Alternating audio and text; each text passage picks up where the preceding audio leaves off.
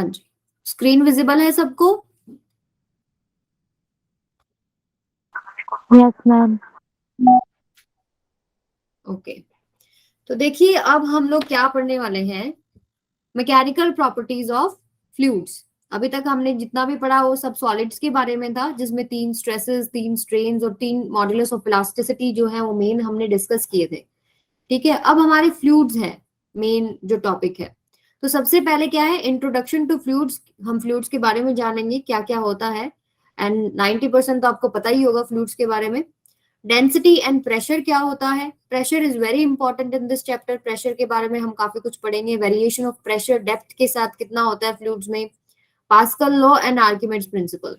ठीक है, तो इंट्रोडक्शन से स्टार्ट करते हैं। सबसे पहले फ्लूइड्स के बारे में क्या जानते हो बेटा, एक बेसिक डेफिनेशन बताओ, what is fluid?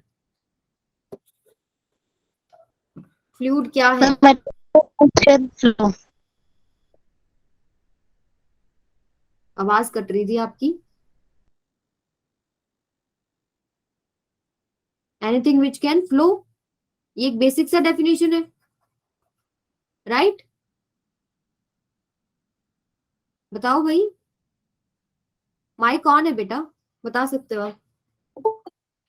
Yes Ruchi, material which can flow. तो फ्लूइड का एक बेसिक जो हम बोलेंगे, जो हमें बोलते ही समझ आ जाए कि फ्लूइड क्या है, वो है विच कैन फ्लो। ठीक है, जिसमें ये प्रॉपर्टी है फ्लो होने की। क्या सॉलिड फ्लो कर सकते हैं? नहीं। ठीक है, तो फ्लूइड विच कैन फ्लो। अब फ्लूइड हमारे पास दो तरीके के होते हैं, पहला लिक्विड्स, ठीक है, और दूसरा गैसेस। इनके बारे में आप जानते हैं, लिक्विड्स और गैसेस का क्या डेफिनेट शेप होता है या नहीं होता है, ये बताओ सबसे पहले। First property, liquids and gases have no definite shape of its own, no definite shape, right? जिस भी कंटेनर में डालोगे लिक्विड उसी का फॉर्म ले लेता है, और गैसेस भी क्या है, जिधर भी डालोगे उसी का फॉर्म ले लेता है। सेकंड, वॉल्यूम बताओ, लिक्विड्स का वॉल्यूम क्या होगा? लिक्विड्स वॉल्यूम क्या होगा? डेफिनेट होगा, इनडेफिनेट? वॉल्यूम डेफिनेट होगा, ठीक है। और गैसेस का, गैसेस का वॉल्यूम बताइए, इनडेफिनेट, ठीक है। और बताओ कुछ प्रॉपर्टी आपको पता हो। आप कंप्रेसिबिलिटी हमने पढ़ी थी लास्ट चैप्टर में, कंप्रेसिबिलिटी से बता सकते हो कौन सबसे ज्यादा कंप्रेस हो सकता है? बता सकते हो बच्चों? कुछ भी बताओ, जो भी आपको पता है, आई एम नॉट जजिंग। ठीक है, आपको जितना बताओगे आपको उतना अंडरस्टैंडिंग आएगी इस टॉपिक की। कंप्रेसिबिलिटी बताओ क्या होता है, क्यों, कितना इजीली कंप्रेस हो सकता है? तो गैसेस का सबसे ज्यादा रहेगा, ठीक है, then liquids and then solids, ठीक है। फिर लास्ट क्लास में हमने क्या करा था, आइडियल लिक्विड के बारे में एक क्वेश्चन भी करा था, ठीक है। आइडियल लिक्विड क्या होता है? What is ideal liquid?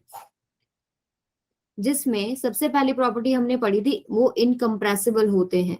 Incompressible मतलब, व्हाट इज इनकम्प्रेसिबल? यानी कि अगर आप उनके ऊपर प्रेशर अप्लाई कर रहे हो तो उनका वॉल्यूम नहीं बदल रहा था, डेल्टा वी इक्वल्स टू 0 था, वॉल्यूम में कोई चेंज नहीं है, ठीक है। सेकेंड हमने प्रॉपर्टी क्या करी थी, विस्कोसिटी आपके पास 0 थी। विस्कोसिटी क्या था? What is viscosity? Internal friction between liquids layer. Yes, जो लेयर्स के बीच में एक फ्रिक्शन है उसको विस्कोसिटी, और सिंपल भाषा में समझे तो विस्कोसिटी क्या है कि फ्लो को जो रेजिस्टेंस दे रहा है वो विस्कोसिटी हो गया, ठीक है। अब अगर फ्लूइड के पैरेलल, अगर फ्लूइड के पैरेलल आपने अगर फोर्स लगाया, ठीक है, तो क्या होगा? दो टर्म्स आती हैं, शियर स्ट्रेस और शियर स्ट्रेन। यहां लिख देती हूँ, शियर स्ट्रेस क्या होगा फ्लूइड्स के केस में? देखिए फ्लूइड्स के केस में बेटा, जैसे ही आप फोर्स लगाते हो ना पैरेलल टू द लेयर, तो आपके पास जो फ्लूइड्स हैं वो रेजिस्ट बहुत कम करते हैं। जैसे सॉलिड्स में तो इंटरमॉलिक्यूलर फोर्सेस बहुत ज्यादा स्ट्रॉन्ग थे, वो रेजिस्ट करते थे, इंटरनल रिस्टोरिंग फोर्स आ जाता था, शेप बदलने जो बदल रही थी उसको रेजिस्ट कर रहे थे। लेकिन फ्लूइड्स क्या है, वो रेजिस्टेंस बहुत कम करते हैं, तो उनका जो स्ट्रेस है वो बहुत छोटा है in comparison to solids, like millions of times smaller है सॉलिड से, तो इसका मतलब क्या है, जैसे ही आपने फोर्स लगाया एक लेयर के ऊपर तो लेयर जो है आगे खिसकेगी, फ्लो करने लग जाएगा फ्लूइड। तो हमने ये भी पढ़ा था कि शेयर स्ट्रेन क्या था इनका, आइडियल लिक्विड के केस में क्या था, वो इनफाइनाइट हो जाता है, और अगर आप नॉर्मल लिक्विड का लें तो आपके पास शेयर स्ट्रेन ज्यादा रहेगा, ठीक है। और शेयर स्ट्रेस आपके पास क्या होता है, नेग्लेजिबल, बहुत छोटा और वेरी स्मॉल, बहुत छोटा रहता है। ये चीज समझ में आई सबको, शेयर स्ट्रेस और शेयर स्ट्रेन लिक्विड्स के केस में हम कैसे बता रहे हैं। दो देखो, दो लेयर्स हैं, दोनों लेयर्स एक दूसरे के ऊपर जब स्लाइड करती है तो विस्कोसिटी आती है। अब विस्कोसिटी आइडियल के केसेस में, आइडियल लिक्विड है तो 0 है, ठीक है। तो आप थोड़ा सा भी अगर आपने फोर्स लगाया तो फ्लूइड विल स्टार्ट फ्लोइंग, ठीक है। अगर आपने आगे उसके कुछ रखा नहीं तो वो फ्लो ही करता रहेगा टाइम के साथ, ठीक है, क्योंकि फ्रिक्शन नहीं है उसको रोकने के लिए, ठीक है। और अगर रुक नहीं रहा, मतलब रेजिस्टेंस नहीं कर रहा, तो उस फ्लूइड में इंटरनल रिस्टोरिंग फोर्स कितना कम हो जाएगा, ठीक है। तो शेयर स्ट्रेस नेग्लेजिबल है, काफी छोटा है, ठीक है, और शेयर स्ट्रेन इनफाइनाइट हो जाता है। ये चीज हमने पीछे पढ़ा था आइडियल लिक्विड, जब मैंने आपको समझाया था कि क्या होता है, ये दो प्रॉपर्टी हमने डिस्कस की थी। अब मैं आपको आइडियल लिक्विड यहाँ क्यों बता रही हूँ, क्योंकि हम लोग दो ब्रांचेस पढ़ने वाले हैं। दो ब्रांचेस का नाम है हाइड्रोस्टैटिक्स और हाइड्रोडायनेमिक्स।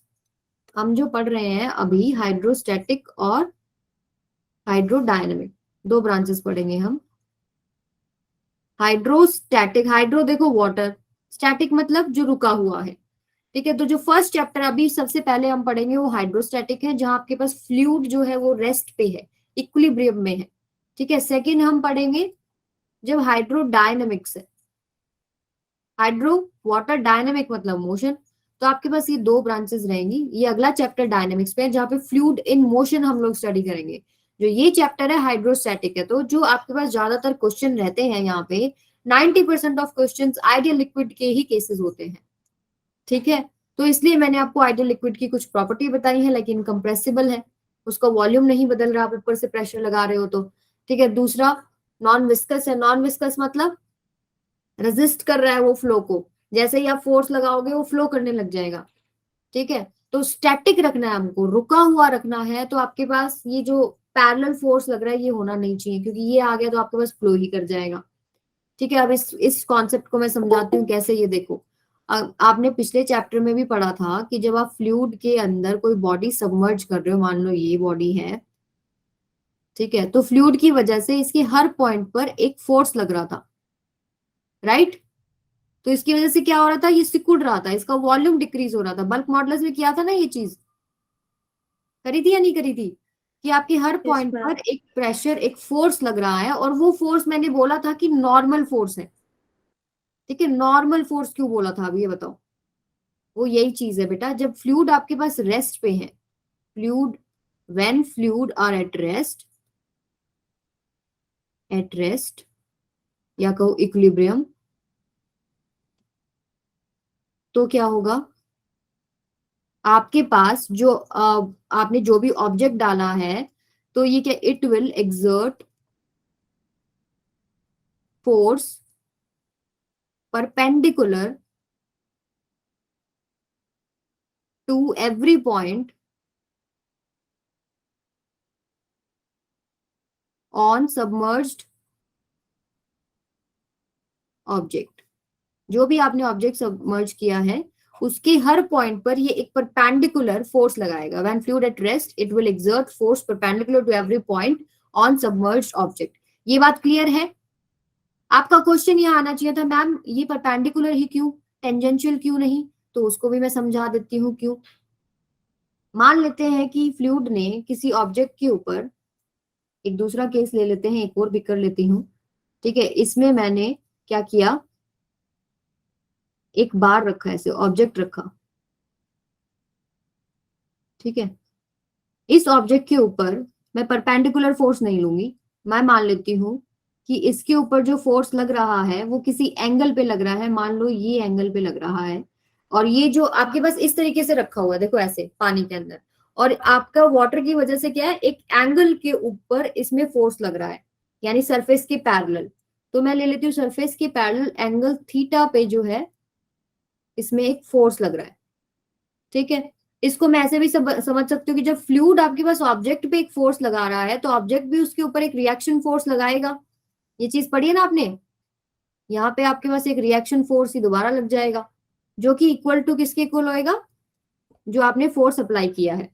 ठीक है, अब इस फोर्स को आप तोड़ सकते हो। इधर कितना आ जाएगा? एफ कोस थीटा, और इधर कितना आ जाएगा? F sine theta. ठीक है, अब एक बात बताओ, अभी मैंने बताया लिक्विड्स के केस में अगर आपके पास पैरेलल यानी कि टेंजेंशियल फोर्स आ गया तो दे विल स्टार्ट फ्लोइंग। ठीक है, और अभी मैंने केस कौन सा लिया? हाइड्रोस्टैटिक का। लाइक आपके जो लिक्विड्स हैं वो रेस्ट पे हैं, इक्विलिब्रियम में है। ठीक है, अगर ये फोर्स आ गया तो वो मोशन में आ जाएगा। इसका मतलब ये कंपोनेंट वाला जो फोर्स है वो जीरो होना चाहिए, ये जीरो होना चाहिए। लेकिन फोर्स लिक्विड की वजह से कुछ तो आ रहा है, यानी कि एफ तो जीरो नहीं है। यानी क्या जीरो है? कोस थीटा जीरो है। और बताओ जीरो कब वैल्यू होती है कोस थीटा की? बताइए, कोस थीटा की वैल्यू जीरो कहाँ होती है बेटा? Ma'am 90 degree. 90। तो यानी कि थीटा कितना आ गया? 90 डिग्री। होगी ना अपनी प्रॉब्लम सॉल्व? इसका मतलब क्या हुआ कि जब फ्लूइड रेस्ट पे है, इक्विलिब्रियम पे है, तो आपके पास जो फ्लूइड की वजह से फोर्स लगेगा वो हमेशा 90 लगेगा। क्योंकि अगर टेंजेंशियल फोर्स आ गया तो उसकी वजह से तो फ्लूइड फ्लो कर जाएगा। ये जो फोर्स आएगा एफ कोस थीटा, और अगर ये फ्लूइड पे लग रहा है तो फ्लूइड को ये आगे खिसकाएगा ना, फ्लो करवा देगा। ठीक है, यानी कि ये नहीं होना चाहिए। इसलिए मैंने बोला कि फ्लूइड जब रेस्ट पे है they will exert force perpendicular to every point on submerged object. आगे ये बात समझ में? तो आगे से मैं कभी भी डायग्राम बनाऊं और सिर्फ ये वाली एरोज दिखा रही हूँ ऑब्जेक्ट के परपेंडिकुलर, तो समझ जाओगे ना मैं क्यों लगा रही हूँ। क्योंकि टेंजेंशियल फोर्स नहीं होता जब फ्लूइड्स आपके पास रेस्ट या इक्विलिब्रियम में है। आई बात समझ में? यस Yes, और नो तो ma'am. बताओ। ओके, ठीक है, चलो ये अपना था बेसिक, जो ये चीजें थी आपको पता होनी चाहिए, आइडियल लिक्विड की प्रॉपर्टीज क्या होती हैं। ठीक है, पर हम हाइड्रोस्टैटिक रहे हैं, यानी कि fluid at rest and rest और इक्विलिब्रियम बोल सकते हो इसको। ठीक है, और ये होता क्यों है कि आपके पास नॉर्मल फोर्स लग रहा है, ये इसका मैंने रीजन आपको बताया, ये आपको क्लियर है। ठीक है, अब आगे चलते हैं। डेंसिटी के बारे में तो सभी जानते हो कि डेंसिटी क्या होती है। What is density? Mass upon volume. Very good. Density को किससे रिप्रेजेंट करते हैं? रो से। मास ऑफ सब्सटेंस बाय में वॉल्यूम ऑफ सब्सटेंस। और बताओ डेंसिटी की यूनिट्स बताओ, चलो यूनिट क्या होगी? एसआई जो आपकी स्टैंडर्ड यूनिट होती है वो क्या होगी? किलोग्राम पर मीटर क्यूब। ठीक है, डायमेंशंस क्या हो जाएंगे? फटाफट बताओ बेटा, आप बोलोगी नहीं तो मैं सो जाऊंगी। डायमेंशंस बताओ। मास की क्या होता है? M. M L-3. Very good. ठीक है, और एक क्वांटिटी होती है स्केलर। ये चीजें आपको इसके बारे में पता है। वाटर की डेंसिटी बता दो चलो, कितनी होती है? 1000 kg. यस, 1000 kg पर मीटर क्यूब। ठीक है, अब देखो डेंसिटी दो चीजों पे डिपेंड करती है। डेंसिटी डिपेंड करती है टेम्परेचर पे और प्रेशर पे। यानी डेंसिटी किस किस चीज पे डिपेंड कर रही है? Temperature and pressure. कैसे? ये देखो, अगर आप किसी भी चीज पे प्रेशर बढ़ा रहे हो तो उसका वॉल्यूम डिक्रीज होता है ना। ये चीज अगर डिनोमिनेटर वाली डिक्रीज होगी तो डेंसिटी इंक्रीज हो जाएगी, राइट? तो प्रेशर अगर बढ़ाया, इंक्रीज किया, तो डेंसिटी क्या हो जाती है? डिक्रीज हो जाती है। टेम्परेचर अगर बढ़ाओगे तो क्या होगा? आपके पास जो भी आपने लिक्विड लिया है उसके मॉलिक्यूल्स दूर दूर हो जाएंगे, उनके पास काइनेटिक एनर्जी आ जाएगी। तो आप टेम्परेचर बढ़ा रहे हो तो क्या हो रहा है? डेंसिटी। बताओ क्या होगा? वॉल्यूम आपके पास क्या हो रहा है? बढ़ रहा है, तो डेंसिटी क्या हो जाएगी? Increase. क्या होगी? ये बढ़ेगा तो डेंसिटी डिक्रीज होगी। और प्रेशर बढ़ेगा तो क्या होता है कि वॉल्यूम कम होता है, और वॉल्यूम कम होगा तो डेंसिटी इंक्रीज होगी। इस कॉन्सेप्ट में कोई भी बात समझ में नहीं आई हो तो यहाँ पे बेटा इंक्रीज होगी।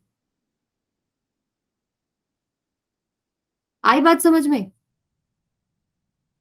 अब हमने लिया कौन सा केस है, आइडियल लिक्विड्स का केसेस दिया। आइडियल लिक्विड में हमने बोला कि चेंज इन वॉल्यूम है ही नहीं, ठीक है, डेल्टा वी जीरो है, वो कंप्रेस ही नहीं हो रहा, कंप्रेस नहीं हो रहा तो वॉल्यूम में कोई बदलाव ही नहीं है, तो डेंसिटी क्या होगी, कांस्टेंट, ठीक है।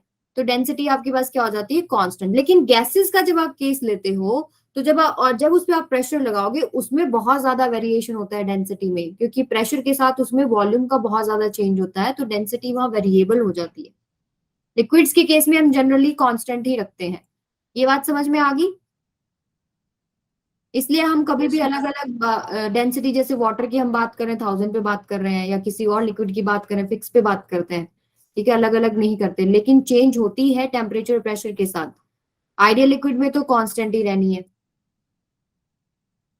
चलो, अब जो सेकंड चीज है वो क्या है आपकी, रिलेटिव डेंसिटी। किसी ने सुना है इसके बारे में? What is relative density? इसका फॉर्मूला होता है डेंसिटी ऑफ सब्सटेंस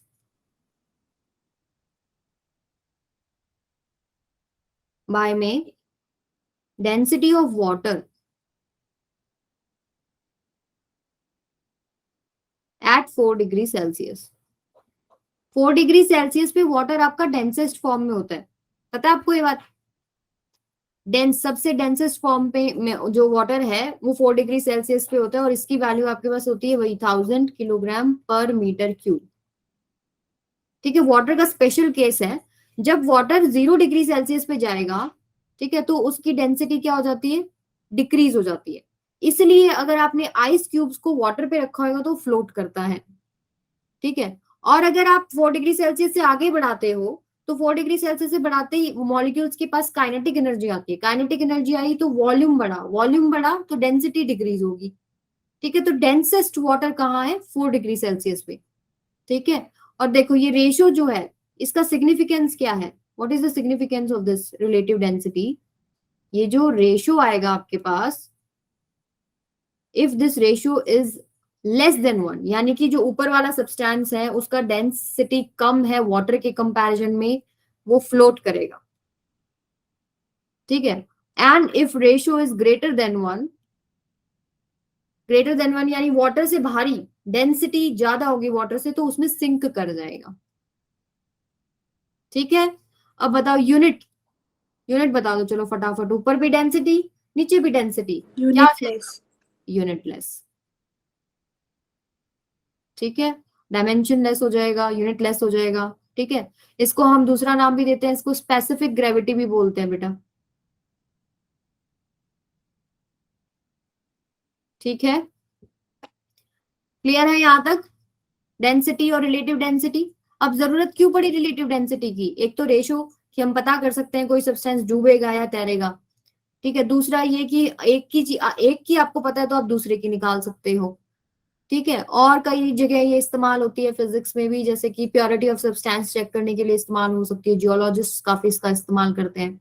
और जैसे जैसे आपकी हायर क्लासेस आएंगी आपको पता लगेगा इसका इंपॉर्टेंस, ठीक है। अभी के लिए आपको इतना इनफ है जानना। चलूं आगे, डेंसिटी क्लियर है? Ma'am okay. तो प्रेशर के बारे में तो आप सबने पढ़ा है, व्हाट इज प्रेशर, क्या है प्रेशर, फॉर्मूला पता होगा? Force upon area. ओके, आप बोल रहे हो प्रेशर है फोर्स अपॉन में एरिया, मैं बोल रही हूँ कि इसमें थोड़ा सा चेंज कीजिए, अपना कॉन्सेप्ट को थोड़ा सा करेक्ट कीजिए। क्या होगा, फोर्स नॉर्मल, ये आपके पास जो फोर्स है ये परपेंडिकुलर होता है नॉर्मल टू द एरिया, ठीक है। This is normal force per unit area, ठीक है। हम उसको जनरल ऐसे लिखते रहते हैं एफ बाई, क्योंकि हम डायरेक्ट देखते हैं डायरेक्शन सीधा परपेंडिकुलर, और ये area of cross section.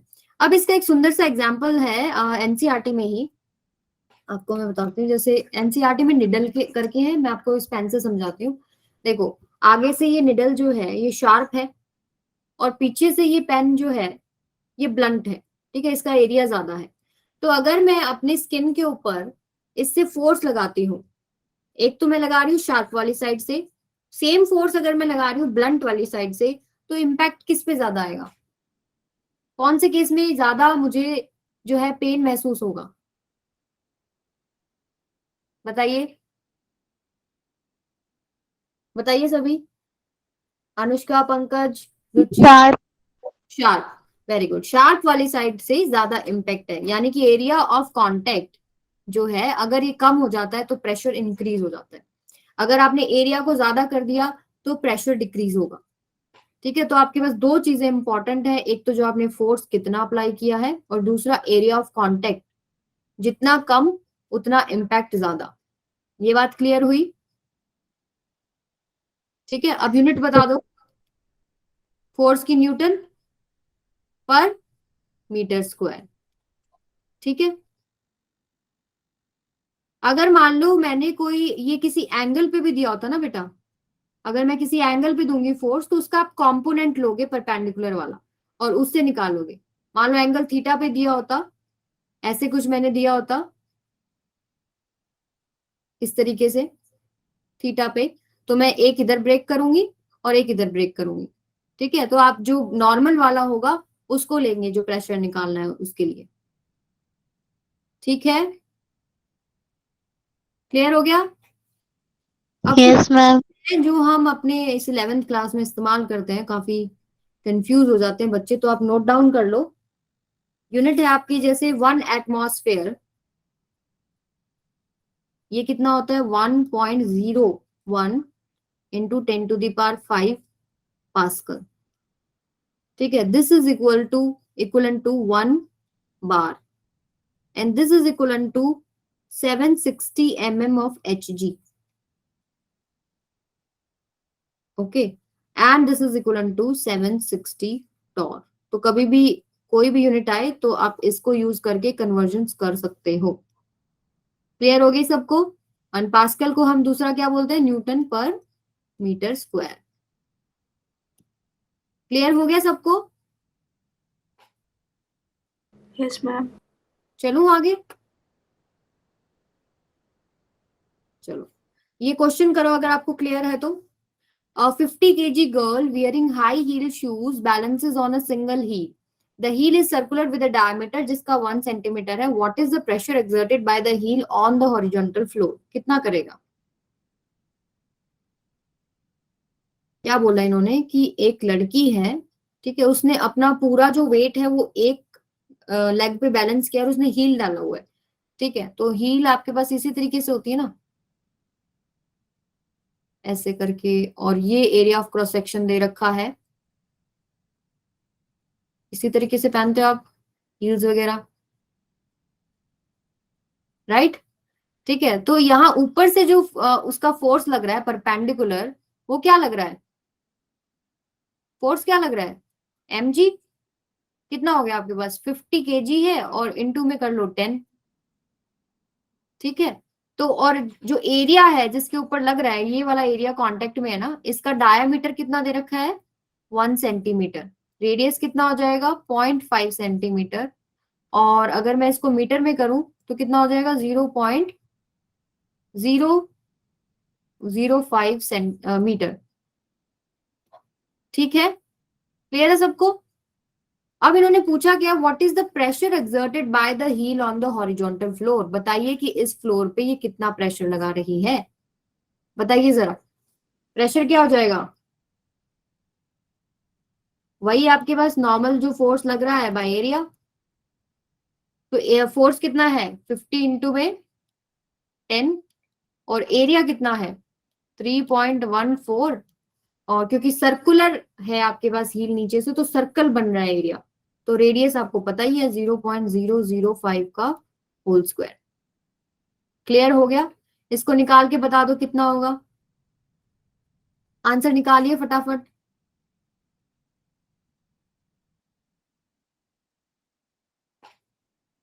Metre में कर लिया था और वो भी आपके पास, ठीक है, ओके।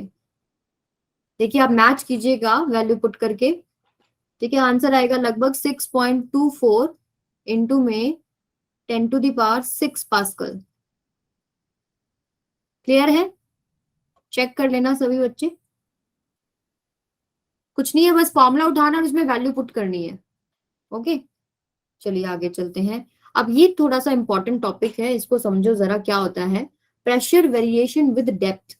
ये क्या चीज है, अभी तो हमने पढ़ लिया प्रेशर, फोर्स, परनेट एरिया है, लेकिन फ्लूइड्स के केस में प्रेशर कैसे हम देखेंगे वो देखिए।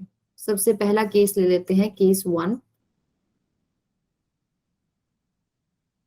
देखिए सॉलिड्स के केस में क्या था कि उसका जो भार था डिवाइड बाय में एरिया ऑफ कांटेक्ट था, ठीक है, वो प्रेशर हो गया। फ्लूइड्स का कैसे लेंगे, मान लीजिए एक मैंने ग्लास का कंटेनर लिया है, बीकर लिया है, ठीक है, और ये मैंने, ये भी ऐसे है, और इसको मैंने वाटर से फिल कर लिया, या कोई भी फ्लूइड ले सकते हो आप, इसको मैंने एक फ्लूइड से फिल कर लिया, ठीक है। अब मुझे बताओ क्या इसका कोई भार होगा, कोई वजन होगा इस फ्लूइड का, बताइए। फ्लूइड का भी तो वेट होगा ना, यस और नो, बस इतना बता दो चलो। Yes, ma'am. Fluid, Yes, ma'am. Good. तो इसका वेट लग रहा होगा एक नीचे की तरफ, mg मान लेती हूँ मैं, ठीक है। इस फ्लूइड की जो डेंसिटी है वो मैं मान लेती हूँ रो है, ये जो एरिया ऑफ क्रॉस सेक्शन है ये ए है, और ये जो कॉलम का हाइट, मतलब ये जो बीकर का हाइट है, ये मैंने एच मान लिया, ठीक है। अब ये बताओ मैं इसका मास निकाल सकती हूँ डेंसिटी के फॉर्मूले से। डेंसिटी क्या होती है, मास पर यूनिट वॉल्यूम ही होता है ना। मास कितना हो जाएगा, डेंसिटी इंटू में वॉल्यूम, ये क्लियर है। इसका मास डेंसिटी इंटू वॉल्यूम हो जाएगा या नहीं हो जाएगा, इंटू में जी। Yes, ma'am. अब मैं वॉल्यूम को क्या एरिया इंटू एच रख सकती हूँ। जो मैंने ये बीकर लिया है इसका area of cross section into में इसकी हाइट, तो क्या इसका सारा वॉल्यूम नहीं आ जाएगा, ठीक है। तो मैं रख सकती हूँ बिल्कुल वॉल्यूम को ए एच, और ये मैंने रख दिया जी, ठीक है। ये आपके पास क्या आ गया, जो फोर्स लग रहा है नीचे की तरफ टोटल इस फ्लूइड के कॉलम की वजह से बोल सकते हो, बीकर की वजह से बोल सकते हो। तो प्रेशर बताओ कितना होगा यहाँ पे, ये जो लग रहा है rho A H G divided by में मैं किस क्या लिखूं बताओ, area of cross section A, इसी पे तो लग रहा है ना ये वाला। जो टोटल भार है वो एरिया ऑफ कांटेक्ट कितना है, जो नीचे वाला एरिया ऑफ क्रॉस सेक्शन है, ठीक है। तो ए से ए कट गया, क्या आ गया आपके पास, रो एच जी। यानी कि फ्लूइड्स की वजह से जो प्रेशर लग रहा है बॉटम पे, ये जो फ्लूइड हमने लिया इसकी वजह से जो प्रेशर लग रहा है वो उसकी हाइट पे डिपेंड कर रहा है, और डेंसिटी और acceleration due to gravity, rho H G. ये हो गया आपके पास पहला केस। अब अगर मैं इसको थोड़ा सा चेंज कर दूं, थोड़ा सा ट्विस्ट देते हैं क्वेश्चन में, वो क्या कि अगर मैंने आपको ये बोला कि मुझे सेम मैंने बिकर लिया है, मुझे यहां नहीं बॉटम पे नहीं, मुझे आप यहां बताइए, यहां प्रेशर बताइए कितना होगा, वही सेम हाइट है एच, ठीक है, ये एरिया ऑफ क्रॉस सेक्शन है ए, और इसका जो वजन है वो हो गया एम जी, तो जो टोटल नीचे लग रहा होगा वो कितना लग रहा होगा, एम जी, ठीक है। तो मुझे बताओ यहाँ कितना होगा। मैं क्या करूंगी फिर, मैं एक क्रॉस सेक्शन ले लेती हूँ जो इस पॉइंट से पास हो रहा है, मतलब ये सेंटर में आ गया। तो एक चीज समझते हैं, सबसे पहली बात तो ये, एक अजम्पशन लेते हैं। देखिए एक आपके पास ब्लॉक है, ठीक है, जिसका वेट मैं ले लेती हूँ 10 kg, ठीक है। इसको एक बंदे ने उठा रखा है, ठीक है, इसका वजन कितना है 50 kg। इसको भी एक बंदे ने उठा रखा है, ठीक है, इसका वजन है आपके पास लगभग 80 kg, और ये आपके पास सरफेस हो गया। अब मुझे ये बताओ जो इस सरफेस पे फोर्स लग रहा होगा उसके लिए कौन कौन सा मास जिम्मेदार है, कौन कौन सा जो मास मैं लूं जो यहाँ पर टोटल फोर्स लगा रहा होगा। रुचि एक बार रिफ्रेश करके करके देख लो बेटा, और अगर ज्यादा प्रॉब्लम है तो आप रिकॉर्डेड भी देख सकते हो, नो इश्यू, लेकिन एक बार करके देख लो, इंपॉर्टेंट टॉपिक है अगर आ जाए तो। हाँ जी, मुझे ये बताओ कि सरफेस के ऊपर जो टोटल फोर्स लग रहा होगा उसके लिए कौन कौन सा मास जिम्मेदार है। क्या ये तीनों की वजह से नहीं फोर्स लगेगा यहाँ पे, ठीक है, मैं इसको अगर जी से मल्टीप्लाई कर लूं, 10 को जी से 10 से कर लो, ये हो जाएगा आपके पास कितना, 100, ये 500, ये 800, यहाँ पे टोटल कितना लगेगा, 1400 न्यूटन। अब मैं अगर आपसे पूछूं कि यहाँ पे टोटल जो फोर्स लगेगा उसके लिए कौन कौन सा मास जिम्मेदार है, बताओ जरा। क्या मुझे 80 भी लेना पड़ेगा यहाँ पे, मुझे सिर्फ यहाँ निकालना है। तो इसके ऊपर जितने भी हैं वो जिम्मेदार रहेंगे यहाँ फोर्स लगाने के लिए। तो यहाँ पे कितना हो जाएगा आपके पास, ये 100 और ये 500 हो जाएगा, जी से मल्टीप्लाई करके 600 न्यूटन। और अगर मैं यहाँ पूछूं इस बंदे के हाथ पे जो फोर्स लग रहा है उसके लिए कौन सा मास जिम्मेदार है, जो उसके ऊपर है, ठीक है, तो यहाँ कितना हो जाएगा, 100 न्यूटन। ये बात समझ में आई। तो उसी तरीके से जब फ्लूइड का हम केस ले रहे हैं तो किसी भी पॉइंट पे अगर निकाल रहे हैं तो उसके ऊपर जितना भी आपके पास वेट है फ्लूइड का वो जिम्मेदार है वहां फोर्स लगाने के लिए। आई बात समझ में। Yes, ma'am. तो अगर मैं इसके ऊपर निकाल रही हूँ तो इसके ऊपर जितना भी कॉलम है, ये वाला जो कॉलम है ये वाला, ठीक है, ये रिस्पॉन्सिबल है यहाँ फोर्स लगाने के लिए। मान लो इस कॉलम का वेट mg है, यहां से जो वेट लग रहा है mg, ठीक है, इसकी हाइट हो जाएगी ये, मैं मान लेती हूँ मिड पॉइंट पे है ये मेरा, तो ये h/2 हो जाएगी, राइट। तो अगर मैं यहाँ पर फोर्स निकालू, सॉरी, अगर मैं यहाँ पर ये m निकालू तो क्या हो जाएगा, मास क्या होएगा, डेंसिटी, अगेन डेंसिटी सेम है, फ्लूइड सेम है, तो मास वही हो जाएगा, डेंसिटी इनटू में वॉल्यूम, वॉल्यूम को वही, एरिया ऑफ क्रॉस सेक्शन भी सेम है, तो ये क्या हो जाएगा, रो ए h/2, यहाँ पे हाइट मेरी कितनी है, h/2, ठीक है। तो फोर्स कितना हो जाएगा आपके पास इस सरफेस एरिया पे, इस जो क्रॉस सेक्शन पे, वो हो जाएगा mg, यानी कि आपके पास रो ए h/2 इंटू जी। अब मैं प्रेशर वही सेम निकालू, प्रेशर कितना हो जाएगा, force per unit area, pressure कितना हो जाएगा इस एरिया ऑफ क्रॉस सेक्शन पे, इसको मैं डिवाइड कर दूं एरिया ऑफ क्रॉस सेक्शन से, तो बच कितना गया, रो h/2g। देखिए जहां मैंने पॉइंट लिया, ठीक है, जो टोटल हाइट वहां तक थी h/2, यही बदली ना, सिर्फ यही बदली यहाँ पे, Yes, ma'am. और यहाँ क्या थी h। तो जितना लूंगी आपको उतनी डेप्थ ले लेनी है। अगर मैं यहाँ पे यहाँ ले लेती तो यहाँ तक जितनी थी रो, और हाइट जो यहाँ तक होगी टोटल इंटू में जी। समझ में आ गई ये बात। ये हो गया आपके पास केस 2। दोनों केसेस में किस पे डिपेंड कर रही है, जो आपके पास हाइट है, लिक्विड का जो कॉलम है उसकी जो हाइट है वो सिर्फ उस पे डिपेंड कर रही है, ठीक है। अगर हाफ पे है तो हाफ ले लिया, फुल है तो फुल ले ली, 3/2 होती तो 3/2h ले लेते, ठीक है। Yes, कोई बात ma'am. नहीं माचिका, इट्स ओके। अब जो मैं एक थर्ड केस दूंगी वो आपकी बुक्स में डेरिवेशन दे रखा होता है, तो उसको समझो क्या दे रखा होता है। उन्होंने क्या किया कि उन्होंने बोला कि मैम मेरे को ये बताओ, ये जो फ्लूइड से भरा हुआ सिलेंडर है, ठीक है, और इसके अंदर मैं कोई 2 पॉइंट कंसिडर कर लूं, एक ये वाला और एक ये वाला, ठीक है, कोई भी 2 पॉइंट अगर मैं इसके अंदर कंसिडर कर लेती हूँ तो इन दोनों पॉइंट्स के बीच में क्या प्रेशर डिफरेंस होएगा। मान लीजिए ये आपके पास 1 है और ये आपके पास 2 है, ठीक है, तो P2 माइनस P1 कितना होगा। अब मुझे ये बता दो, 2 के ऊपर आप प्रेशर निकाल सकते हो। ये आपकी हाइट अगर मान लो कुछ है, ये मान लो आपके पास जो है हाइट x है, और ये जो 1 वाली हाइट है ये आपके पास y है, ठीक है, और ये जो हाइट है दोनों पॉइंट्स के बीच में, मैं इसको ले लेती हूँ h ही मान लेती हूँ। अब मुझे बता दो P2 कितना होगा, व्हाट इज P2।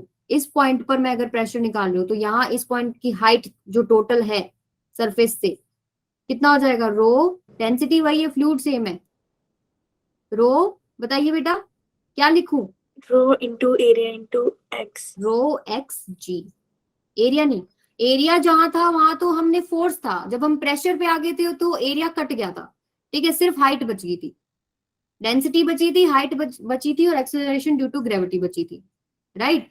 तो यहाँ पे जो हाइट है, इस पॉइंट तक जो हाइट है आपके पास, वो हो जाएगा यहाँ पर प्रेशर, ठीक है। अब माइनस करते हैं इसमें से, इस पॉइंट पे बता दो फटाफट, फर्स्ट पे जो 1 पॉइंट है, ये वाला जो मैंने दिखाया आपको लाइन, इस पॉइंट से पास करते हुए यहाँ कितना होगा, इस पॉइंट पे यहाँ तक Density जो into height है, डेंसिटी Y into G. जी, वेरी गुड। इसको हम कॉमन ले लेते हैं, rho G X minus Y, N X minus Y क्या है, H. एच। यानी कि अगर अंदर भी मैंने कोई दो पॉइंट लिए, उनके बीच में भी अगर मैं प्रेशर डिफरेंस निकाल रही हूँ, तो उन दो पॉइंट्स के बीच में जितना डिस्टेंस, वर्टिकल डिस्टेंस जो है, उसका ही मैटर करता है, यानी कि रो जी एच हो जाएगा। आई बात समझ में? क्लियर हो गया? क्लियर है? Yes, Yes, ma'am. ma'am. यानी कि आपके पास डेप्थ के साथ प्रेशर वेरिएशन क्या है, जो वर्टिकल हाइट है उसके ऊपर डिपेंड करता है, और किसी चीज से मैटर नहीं। उसको एरिया ऑफ क्रॉस सेक्शन से मतलब नहीं, ठीक है, उसको कंटेनर का शेप से मतलब नहीं। क्या देखो, रो जी एच में क्या क्या चीजें आ रही है, हाइट आ रही है, एक्सेलरेशन ड्यू टू ग्रेविटी आ रही है, और डेंसिटी आ रही है। ठीक है, अगर मैं यहाँ पे कोई और शेप का कंटेनर ले लेती तो क्या फर्क पड़ता, नहीं फर्क पड़ता, सिर्फ हमें वर्टिकल हाइट देखनी है एच। ठीक है, तो अब एक और चीज समझो, वो क्या, कि आप जब आपके पास जो भी लिक्विड सरफेस है, वो जो मान लीजिए ये जो ऊपर वाला सरफेस है वो एटमॉस्फेयर को एक्सपोज्ड है, तो एटमॉस्फेरिक प्रेशर भी होता है एक। ठीक है, ऊपर से जो प्रेशर लगता है वो होता है पी एटमॉस्फेरिक प्रेशर। ठीक है, इसको कैसे समझोगे? अब देखो, मान लो अगर मैं कोई बीकर आपको दूं और उसमें मैंने कोई भी लिक्विड भर रखा है और मैं यहाँ से प्रेशर लगा रही हूँ, एक ग्लास का बीकर है, मैं इतना प्रेशर लगा दूं तो नीचे वाला जो सरफेस वो ब्रेक हो रहा है, ज्यादा प्रेशर लगाने पे नीचे वाला सरफेस ब्रेक हो रहा है, यानी कि वो प्रेशर ट्रांसफर हो गया बॉटम तक। ठीक है, यानी कि जो भी आप प्रेशर निकाल रहे हैं ना, ये जैसे यहां मैंने निकाला, ठीक है, तो टोटल प्रेशर जब आप निकालोगे वो हो जाएगा दिस रो जी एच, जो एच हाइट की वजह से, प्लस जो एटमॉस्फेरिक प्रेशर ऊपर से लग रहा है। ठीक है, सिमिलरली अगर मैं यहां निकाल रही थी तो ऊपर से जो एक प्रेशर लगेगा एटमॉस्फेरिक प्रेशर, प्लस जो वर्टिकल हाइट की वजह से लगेगा। क्लियर हुआ? और सिमिलरली आपके पास ये वाला केस है, मतलब यहां पर भी ऐसे ही है, P2 पे निकालोगे तो एटमॉस्फेरिक प्रेशर यहाँ भी प्लस होएगा, P1 पे निकालोगे एटमॉस्फेरिक प्रेशर वहां भी प्लस होएगा, लेकिन डिफरेंस जब लिया तो P एटमॉस्फेयर एक दूसरे से कैंसिल आउट हो गया। ठीक है, तो यानी कि आपके पास दो तीन टर्म्स आएंगे यहाँ पे, वो समझो। वो क्या, जब आप टोटल प्रेशर निकाल रहे हो किसी भी पॉइंट पे, जब आप टोटल प्रेशर निकाल रहे हो उसको बोलते हैं एब्सोल्यूट प्रेशर। एब्सोल्यूट प्रेशर क्या है? वो होता है एटमॉस्फेरिक प्रेशर प्लस में जो आपके पास वर्टिकल हाइट की वजह से होता है, जैसे कि रो जी एच। ठीक है, लेकिन अगर आपके पास, मैं ऐसे बोलूं कि एब्सोल्यूट प्रेशर माइनस में पी एटमॉस्फेयर अगर आप करोगे, तो आपके पास जो ये टर्म बचती है रो जी एच को क्या बोलते हैं, गॉस प्रेशर, जो फ्लूइड की वजह से आ रहा है, गॉस प्रेशर। क्लियर है सबको? हाँ जी, क्लियर है बेटा? Yes, ma'am. तो दो प्रेशर है, एब्सोल्यूट, एब्सोल्यूट में तो जो आपके पास ऊपर से कोई भी एक्सटर्नल प्रेशर है, लाइक अगर सिर्फ एटमॉस्फेरिक है तो एटमॉस्फेरिक हो गया। ठीक है, अगर मैं कोई और ले लेती तो शायद वो भी हो जाता, लेकिन अभी के लिए समझो क्या है, ऊपर जो आपके पास एटमॉस्फेयर की वजह से जो प्रेशर लग रहा है पी एटमॉस्फेयर वाला, प्लस जो उस कॉलम की हाइट की वजह से है वो हो गया रो जी एच। ये हो गया total pressure, absolute pressure, and rho G H is called gauge pressure. इसको हम एक्सेस प्रेशर भी बोलते हैं। क्यों? क्योंकि आपके पास फ्लूइड की वजह से एक एक्स्ट्रा प्रेशर बन रहा है उसकी हाइट की वजह से, इसलिए हम इसको एक्स्ट्रा प्रेशर बोल देते हैं, एक्सेस प्रेशर बोल देते हैं, इसको बोलते हैं गॉस प्रेशर। और ये आपके पास है एटमॉस्फेरिक प्रेशर। ठीक है, आई बात समझ में? तो इसका जो कंक्लूजन निकल के आता है ना टॉपिक का, वो ये कि वर्टिकल हाइट एच है वो मैटर करती है जब आप प्रेशर देख रहे हो किसी भी डेप्थ पे। ठीक है, जो भी आपके पास डेप्थ है multiply by density of fluid, ठीक है, and multiply acceleration due to gravity, वो उस पॉइंट पे प्रेशर हो जाएगा। क्लियर है सबको? ठीक है, तो अब देखो, अभी ये तीनों हमने करे। एटमॉस्फेरिक प्रेशर, वन एटमॉस जो किसकी वजह से है, एटमॉस्फेयर वेट की वजह से है। अच्छा, हमें एटमॉस्फेरिक प्रेशर फील क्यों नहीं होता? हमारे सर पे इतना बड़ा एटमॉस्फेयर है, हमें क्यों नहीं फील होता? क्योंकि मैम हमारी बॉडी पे इतना ही प्रेशर एक्सर्ट करती है तो इक्विलिब्रियम होता है। Very good. हमारे जो बॉडी में फ्लूइड्स हैं वो उसके अगेंस्ट उतना ही प्रेशर एक्सर्ट करते हैं, इसलिए हमें पता नहीं लगता। ठीक है, अगर आप पानी के अंदर चले जाते जाओगे ना तो आपकी बॉडी को प्रेशर फील होता है, आपके लंग्स सिकुड़ जाते हैं। ठीक है, और आपका मतलब जो टिश्यूज हैं वो रप्चर हो सकते हैं अगर आप एक पॉइंट से ज्यादा नीचे पानी में चले गए तो। ठीक है, तो 1 एटमॉस्फेयर बता दो कितना है? 1.01 1 इंटू 10⁵ पास्कल और न्यूटन पर मीटर स्क्वायर। ऐसे इसको ऐसे मत करना, पास्कल में ही लिख लो। ठीक है, एब्सोल्यूट प्रेशर बताओ। चलो मैं एक फिगर देती हूँ आपको, एब्सोल्यूट प्रेशर बताना। ये मैंने आपको एक कॉलम दिया, ठीक है, मुझे यहाँ इस बॉटम पे एब्सोल्यूट प्रेशर इस पॉइंट पे बताओ कितना होगा जब इसकी हाइट h है, इसका डेंसिटी रो है और इसका area of cross section a है और ऊपर से p एटमॉस्फेयर लग रहा है। यहाँ p बताओ कितना होगा प्रेशर? क्या क्या लिखूं बताओ सभी?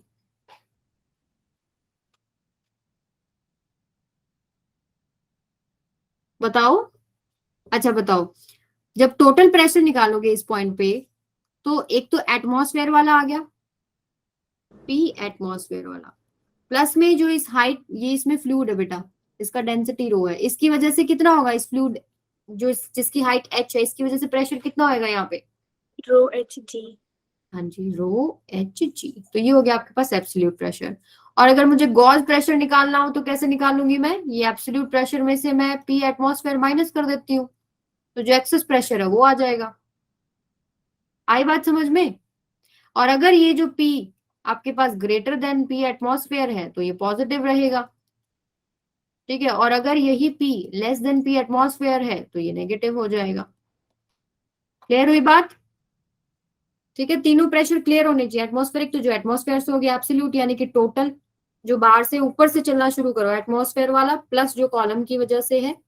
ठीक है, और गॉस जो एक्सेस सिर्फ कॉलम की वजह से है, कॉलम ऑफ लिक्विड की वजह से है। अभी आप स्क्रीनशॉट ले सकते हो, ये छोटी सी डेफिनेशन है तीनों की। The pressure exerted by the weight of the atmosphere, which is at sea level, has a mean value of 101325 Pascal, is termed as atmospheric pressure. 101325 is 1.01 into 10 to the power 5 Pascal, same thing है। ठीक है, और सी level क्यों लेते हैं बेटा? सी level हम इसलिए लेते हैं क्योंकि आपके पास प्रेशर जो है वो ऐसा नहीं है कि फिक्स है, एटमॉस्फेरिक प्रेशर फिक्स नहीं है, क्योंकि आप जैसे जैसे एटमॉस्फेयर में ऊपर जाओगे प्रेशर डिक्रीज होने लग जाता है।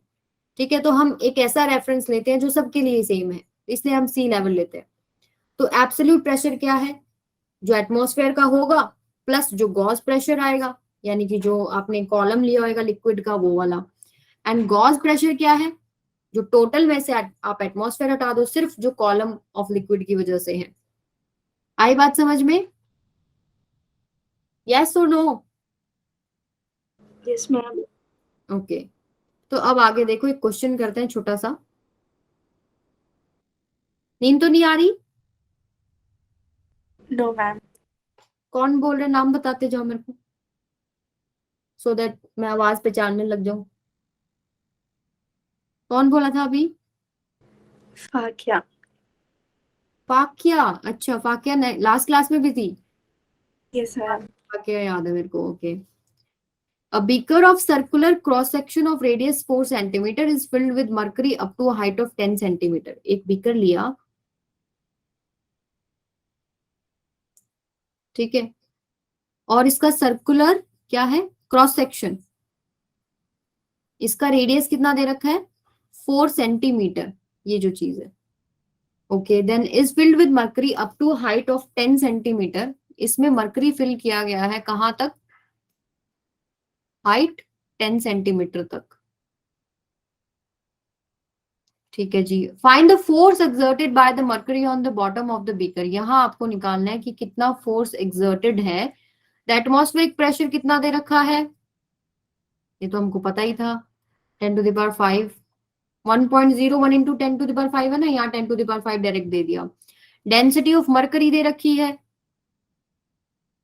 कितनी है? 13600 किलोग्राम पर मीटर क्यूब। और जी कितना लेना है?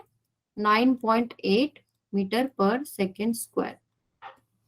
ठीक है, तो अब आपको फोर्स निकालना है। तो सबसे पहले प्रेशर क्या होता है? Force per unit area. Force क्या होता है? Pressure into area. इतना तो समझ में आता ही होगा। अब प्रेशर क्या होगा इस केस में? ये आपके पास फ्लूइड है जिसकी हाइट आपके पास 10 सेंटीमीटर है। मुझे प्रेशर बता दो, क्या लिखूं? Rho GH. एच क्या लिखूं? मीटर में कर लेते हैं, 0.1। डेंसिटी कितनी है? 13,600। और जी कितना लेना है? 9.8। ठीक है, एरिया कैसे एरिया निकाल सकते हो आप? पाई आर स्क्वायर से 3.14 इंटू में आर कितना है सेंटीमीटर में, इसको लिख लो मीटर में। कितना हो जाएगा? 0.04 मीटर। 0.04 मीटर का होल स्क्वायर, यही आएगा ना? ठीक है, जब आप इसको पुट करेंगे यहाँ पे प्रेशर फोर्स वाले फॉर्मूले में, तो आपके पास लगभग आई थिंक 571 न्यूटन आएगा। हाँ जी, 571 न्यूटन। कैलकुलेट करके देखना, ठीक है, मैच करके देखना, कैलकुलेशन मिस्टेक्स आपकी ठीक होंगी। क्लियर है? चलूं आगे? चलूं फाकिया आगे? Yes, ma'am. ओके, अभी तो हमने देखा कि प्रेशर का वेरिएशन डेप्थ के साथ कैसे हो रहा था। सीधा हम रो जी एच निकाल रहे थे, जो भी एच है आपके पास उसके हिसाब से हमने चेक कर लिया। लेकिन हॉरिजॉन्टल लेवल पे क्या होगा, किसी को पता है? अगर मैं ऐसे कोई हॉरिजॉन्टल लेवल लूं तो मुझे फटाफट इसका डेंसिटी क्या है, रो मान लीजिए, इस पॉइंट पर और इस पॉइंट पर, जो कि एक सर्टेन हाइट एच पे है, और ये भी सेम ही हाइट होगी क्योंकि मैं सेम लेवल ले रही हूँ दोनों का। ये भी हाइट क्या है? एच है। तो ऊपर से एक एटमॉस्फेरिक प्रेशर लग रहा होगा, दोनों तरफ ही लग रहा होगा। तो मुझे बता दो प्रेशर एट ए कितना होगा? व्हाट इज प्रेशर एट ए? बताइए, टोटल प्रेशर कितना होगा?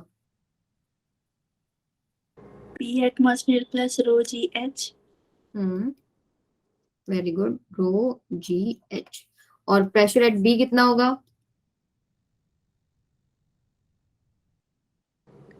P atmosphere plus rho GH. आगे बात समझ में? दोनों प्रेशर क्या आ रहे हैं? पी इक्वल्स टू क्या आ रहा है? पीबी। यानी कि जब आपके पास फ्लूइड आपके पास रेस्ट में है, तो एक लेवल पे हर पॉइंट पर प्रेशर क्या है? सेम है। ये आप सोच भी सकते हो, मान लो अगर ए और बी पे प्रेशर डिफरेंट आता, डिफरेंस ऑफ प्रेशर की वजह से फ्लूइड फ्लो कर जाता, राइट? लेकिन हमको क्या, हमारा जो फ्लूइड है वो कहाँ है? वहीं का वहीं है ना। इसका मतलब आपके पास सेम हॉरिजॉन्टल लेवल पे हर पॉइंट पर प्रेशर सेम है। ठीक है, ये बात क्लियर हो गई सबको? आगे ना समझ में, ये दोनों प्रॉपर्टी इस्तेमाल होंगे बेटा आगे क्वेश्चंस में। ये वाली तो बहुत ज्यादा होगी, हॉरिजॉन्टल लेवल वाली। ठीक है, कई बार क्वेश्चन को सिंप्लीफाई करने के लिए होगी, ठीक है, कई बार किसी पॉइंट पे निकालने के लिए होएगा कि इस पे प्रेशर कितना होगा। अभी देखना कैसे वो भी। अच्छा चलो, अब ये क्वेश्चन करो।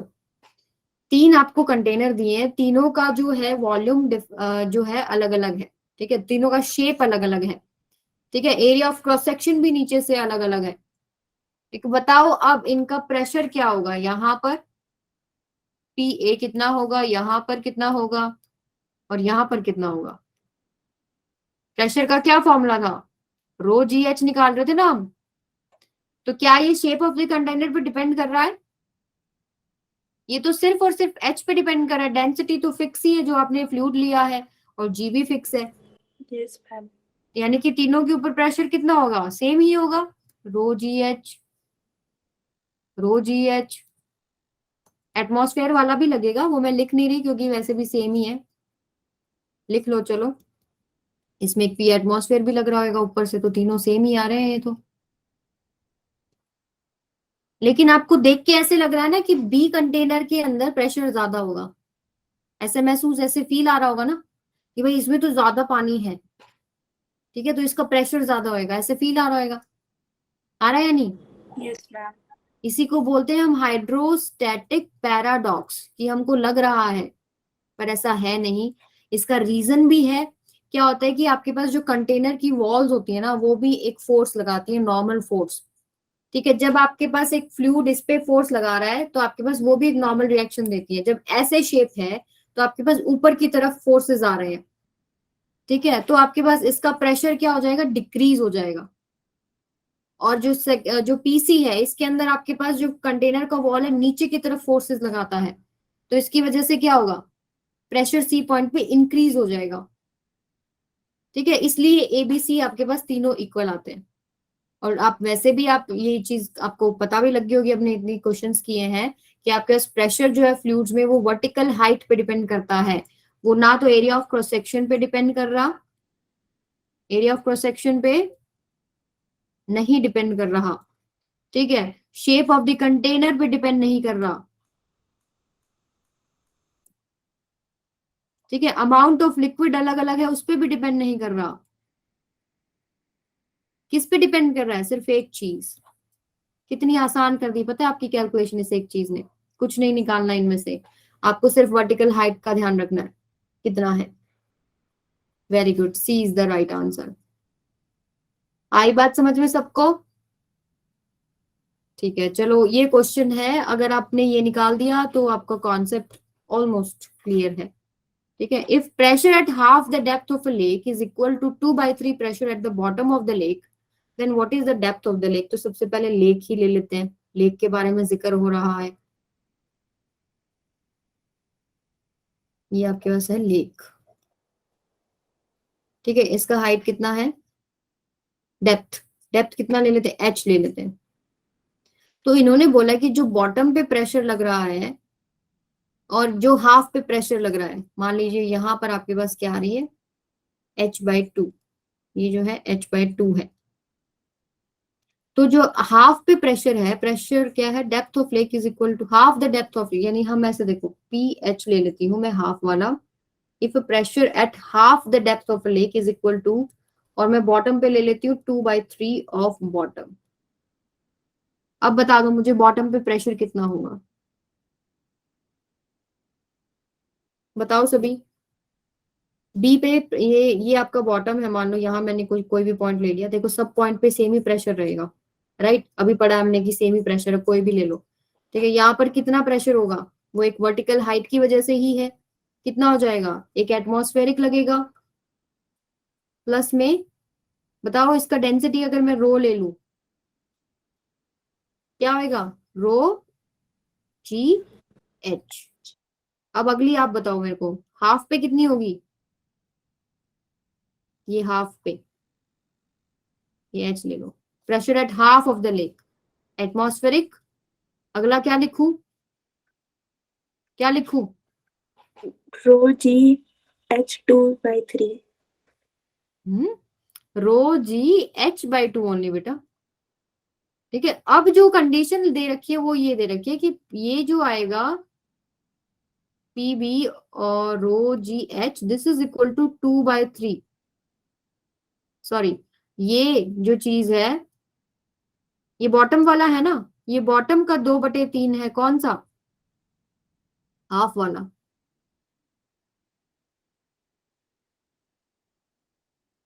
ऐसे आप कंफ्यूज हो गए, ऐसे ही लिखो, देखो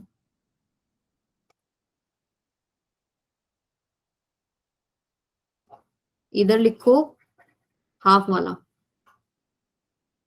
पी एच कितना है,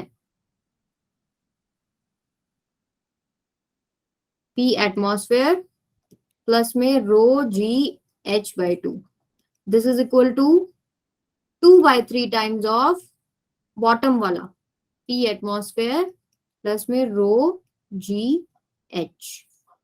ठीक है, अब इसको सॉल्व करते हैं, पी एटमॉस्फेयर एक तरफ ले लेते हैं, 1 माइनस में 2/3, और रो जी एच एक तरफ ले लेते हैं, कॉमन ले लिया मैंने, ये एक तो 2/3 है यहाँ पे, और एक यहाँ से 1/2 आ जाएगा, कितना हो जाएगा ये बताइए, 3 में से 2 गया, 1/3 तो इधर रह गया, पी एटमॉस्फेयर बाय 3, और इधर कितना रह गया, 6 एलसीएम आएगा, तो 6 का 3 से करेंगे 2, 2 2 जा 4, और इधर करेंगे 6 का 2 से तो 3 1 जा 3, 4 माइनस 3/6 यानी 1/6, ये हो जाएगा रो जी एच वाई में 6। ठीक है, तो 3 1 जा 3 2 जा। हमें निकालना क्या है, आंसर आया किसी का? डेप्थ ऑफ लेक, यानी कि हमको h निकालना है। तो इसको हम एक तरफ लिख लेते हैं। h कितना हो जाएगा? Twice of p atmosphere divided by में g और रो। अब ये सारी चीजें हमको पता है। देखो 2 इंटू में p एटमॉस्फेयर कितना हो जाएगा? कितना होता है? 10 की 5। g कितना है? 10। और रो कितना है? वाटर का लेंगे, वाटर की होती है लेक तो, यानी 1000 किलोग्राम पर मीटर क्यूब।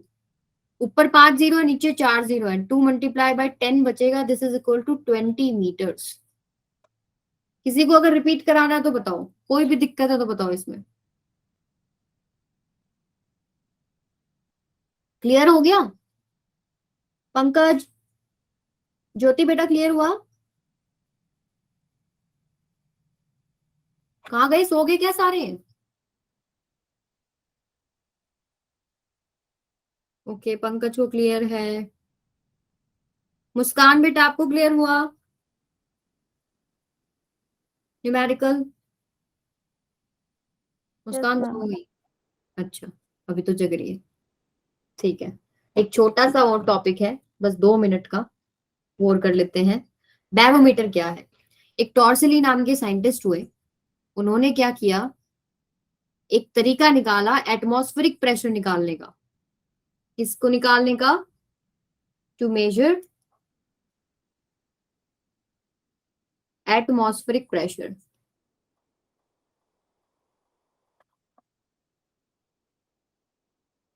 टॉर्सली। तो उन्होंने क्या किया, टॉर्सली साइंटिस्ट है, पूरा नाम मुझे एंगवेलिस्ट करके कुछ नाम है, बुक्स में चेक करना हो। ठीक है, तो एक कैपिलरी ट्यूब ली। ठीक है, कैपिलरी ट्यूब में मरकरी फिल कर लिया ऊपर तक, बिल्कुल ऊपर तक, सरफेस तक एक ट्यूब ली ऐसे पतली सी, ऊपर तक मरकरी से फिल कर ली। और ध्यान रखा कि उसमें कोई बबल वगैरह नहीं हो, एयर बबल वगैरह, फुल कंप्लीट भर के उसके ऊपर थंब लगा लिया। और नीचे एक बीकर लिया, उसमें भी आपके पास मरकरी है, जो ये आपको बीकर दिख रहा होगा इसमें भी मरकरी है। इसको इन्वर्टेड किया, उल्टा किया, और इस मरकरी के अंदर लेके जाके थंब को रिमूव कर दिया। तो क्या होगा कि इस मरकरी की वजह से क्या है, ऊपर की तरफ ये राइज करेगा, फॉल, एक बार क्या करेगा, थोड़ा राइज फिर फॉल करेगा, ऊपर क्या हो जाएगा, एक वैक्यूम क्रिएट हो जाएगा यहाँ पे। ये देख पा रहे हो ना, थोड़ा मरकरी डिप कर जाएगा, यहाँ पर जो है ये एक वैक्यूम क्रिएट होगा। यहाँ पर जो प्रेशर वैक्यूम में कितना हो जाता है? 0। प्रेशर किसकी वजह से आपके पास? एटम्स मॉलिक्यूल्स की वजह से आएगा, वो ही नहीं रहे तो प्रेशर क्या रहेगा? तो यहाँ पे आपके पास प्रेशर 0 हो गया। अब आपके पास इन्होंने क्या बोला कि यहां पर सबसे पहले एक पॉइंट लिया ए, इस पॉइंट पे प्रेशर बता दो मुझे क्या होगा। और ये जो उन्होंने एक्सपेरिमेंट जब ये कर रहे थे, तो इसमें जो राइज हुई ना हाइट, जो कैपिलरी ऊपर जहां पर ये जो है हाइट, ये 760 mm है, यानी कि 76 सेंटीमीटर या 0.76 मीटर। ठीक है, तो आपके पास हाइट पता है। ठीक है, डेंसिटी ऑफ मरकरी मैं बता देती हूँ कितनी होती है, ये होती है 13600 किलोग्राम पर मीटर क्यूब। ठीक है, ये आपको हाइट गिवन है। ऑल राइट, तो आपको रो भी पता है, एच भी पता है, जी भी पता है। इस पॉइंट पे बता दो कितना प्रेशर होगा एट ए पॉइंट। देखो पी एटमॉस्फेयर तो यहाँ नहीं चाहिए, नहीं है ही नहीं हमारे पास। यहाँ इसके ऊपर जो कॉलम के ऊपर जो प्रेशर है वहां 0 प्रेशर, वहां वैक्यूम क्रिएट हो गया, तो सिर्फ इसकी वजह से बच गया। इस कॉलम की वजह से कितना हो जाएगा, क्या लिखूं बताओ, सबसे पहली टर्म क्या लिखूं, बताइए बेटा। अभी हमने किए जो बीकर करा, हमने बीकर में भी तो ऐसे ही था फ्लूइड, और हम यहाँ निकाल रहे थे, रो जी एच निकाल रहे थे ना, जो हाइट होती है। ऐसे ही एक लंबा पतला बीकर ले लिया हमने। ठीक है, उसके बॉटम पे आप निकाल रहे हो, इसका डेंसिटी आपको गिवन है। ठीक है, इसकी हाइट आपको 76 सेंटीमीटर गिवन है, तो बता दो फटाफट, इतना मुश्किल तो नहीं है। रोजी एच हो। हाँ, पाकिया हो, सारी क्लास में रोजी एच पाकिया ही बोल रही थी ना, रोजी एच, उसने मेरा खूब सपोर्ट किया आज तो, पाकिया ही बोल रही थी। Yes ma'am. हाँ, thank you for your support Pakiya, नहीं तो मैं जरूर सो जाती। रो GH। अब ये आपको पता है कितनी है, 13,600 किलोग्राम पर मीटर क्यूब। जी आपको पता है 10, ठीक है, मीटर पर सेकेंड स्क्वायर। और हाइट जो इसमें आप ऑब्जर्व, ये तो आप खुद ही नोट करोगे कितनी होगी, 76 सेंटीमीटर या 0.76 मीटर। ठीक है, अब जो चीज देखनी है हमें, जो निकालना है वो निकालना है पी एटमॉस्फेयर। अभी तो हमें यहाँ प्रेशर यहाँ मिला है हमको, कितना होगा पी एटमॉस्फेयर निकालने के लिए कोई ऐसा पॉइंट लेना पड़ेगा जहां सिर्फ एटमॉस्फेरिक प्रेशर लग रहा हो। तो हमने एक रेफरेंस कंसिडर कर लिया ये वाला, और एक पॉइंट यहां मान लिया which is open to the atmosphere. तो यहाँ जो प्रेशर लगेगा वो क्या हो जाएगा, पी एटमॉस्फेयर लगेगा। इस पॉइंट पे ऊपर से कितना प्रेशर लग रहा है, पी एटमॉस्फेयर। ठीक है, तो पी भी कितना हो जाएगा, पी एटमॉस्फेयर। अब आपको पता है कि एक हॉरिजॉन्टल लेवल पे सभी जगह प्रेशर जो है सेम होता है, यानी कि आपके पास पीबी इक्वल्स टू पीए हो जाएगा। ठीक है, पीबी कितना था, और ये हो जाएगा पी एटमॉस्फेयर के इक्वल, क्योंकि पीबी आपके पास क्या है, पी एटमॉस्फेयर के इक्वल। तो पी एटमॉस्फेयर कितना आ गया, पी की वैल्यू कितनी आ गई थी, रो जी एच। जब आप ये सारी चीजें पुट करोगे ना बेटा, तो ये आपके पास निकल के आएगा 1.01 इंटू 10⁵ पास्कल। ये तो कमाल हो गया, अभी तक यही तो पढ़ रहे थे हम लोग कि 1 एटमॉस्फेयर कितना है, 1.01 इंटू 10⁵ पास्कल। ये आपने एटमॉस्फेरिक प्रेशर मेजर कर लिया। क्या प्रॉपर्टी इस्तेमाल करी, हॉरिजॉन्टल लेवल पे प्रेशर सेम होता है, तो कॉलम के नीचे जो पॉइंट था उससे एक ऐसे हॉरिजॉन्टल लेवल लिया और एक दूसरा पॉइंट कंसिडर किया जिसपे एटमॉस्फेरिक प्रेशर लग रहा था। तो ये दोनों प्रेशर पे आपके, ये दोनों पॉइंट पे प्रेशर सेम होएगा, एक पे तो कॉलम की वजह से होगा, एक पे एटमॉस्फेयर की वजह से होगा। ठीक है, तो इसका आप ऐसे लैंग्वेज में इसको समझोगे कैसे कि जो एटमॉस्फेयर प्रेशर लगा रहा है ना, that is equal to the pressure जो अप्लाई कर रही है ये कैपिलरी ट्यूब, जिसमें हाइट जो है मरकरी की जो है वो कितना है, 0.76 मीटर या 76 सेंटीमीटर, यानी 76 सेंटीमीटर ऑफ मरकरी कॉलम जो प्रेशर एक्सर्ट कर रहा है बॉटम पे, उतना ही प्रेशर जो है एटमॉस्फेयर एक्सर्ट कर रहा है। आई बात समझ में, आ गया ना एटमॉस्फेरिक प्रेशर निकल के, क्लियर हुआ सबको। हाँ जी पंकज, क्लियर हुआ बेटा, एंड ज्योति और बाकी जो भी बच्चे हैं।